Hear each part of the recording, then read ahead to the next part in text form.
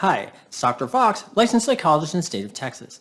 And in this video, I want to talk about, and don't click off yet, but a poem that I think directly relates to BPD. And I think that it talks about the process of BPD. Now, the poem is by Portia Nelson, and it was copyrighted in 1977, and it comes from her collection of poems, which is There's a Hole in My Sidewalk, The Romance of Self-Discovery. This really struck me as something that I think is really relevant to individuals who are going through the process of living with BPD.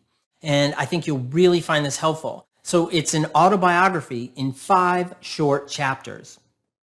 So stick with me as we go through each and I'll explain how it applies to BPD. Chapter 1. This is, I walk down the street. There is a deep hole in the sidewalk. I fall in. I am lost. I am helpless. It isn't my fault. It takes forever to find a way out. And I think that this is that initial experience of BPD or any mental illness, is that we're trying to get through life.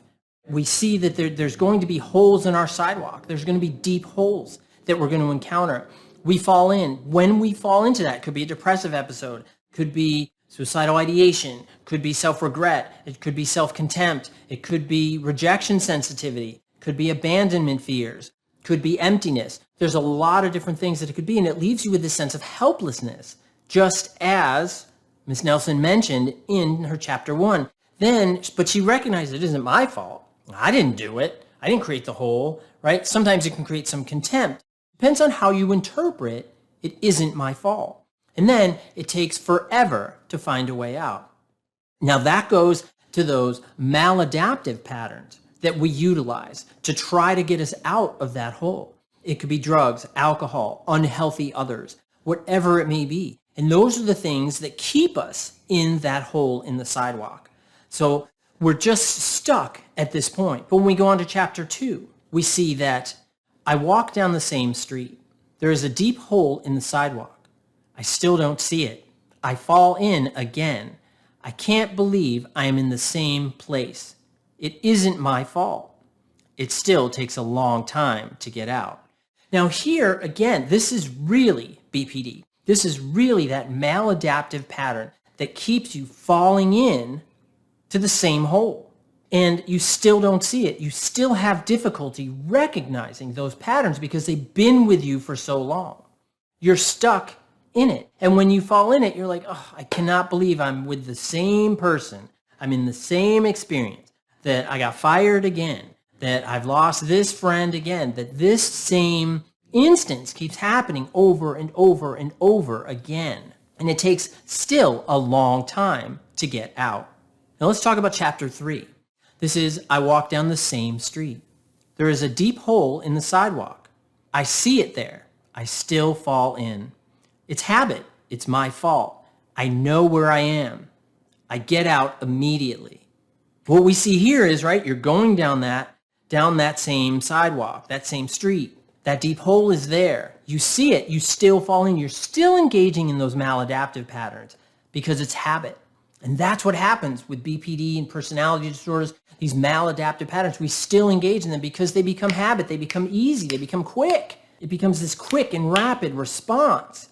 But it is unhealthy, and you know where you are. You recognize that it's unhealthy, and that's exactly what this channel, my therapy is with individuals, is building insight, recognizing I know where I am. Just as she says in this chapter, I know where I am, and you get out immediately, meaning that you develop that insight. I know I did it, but you know what? I'm not going to blame myself. I'm not going to castigate myself. I'm not going to feel less than. What I'm going to do is I'm going to use adaptive strategies and I get out immediately.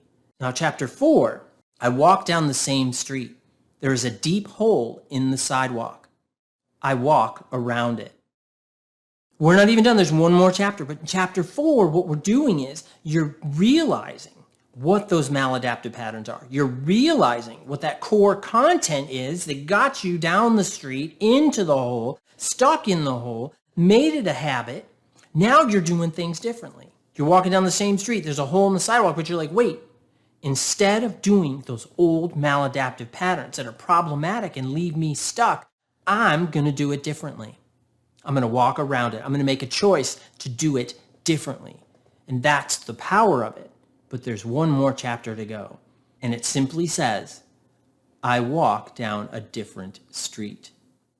And I can tell you, for individuals that I have worked with who have managed and are managing their BPD, they are walking down a different street. And that's what it's about. It's utilizing those choices, those adaptive choices, that belief in yourself to do it differently. And you absolutely positively can. You can walk down a different street.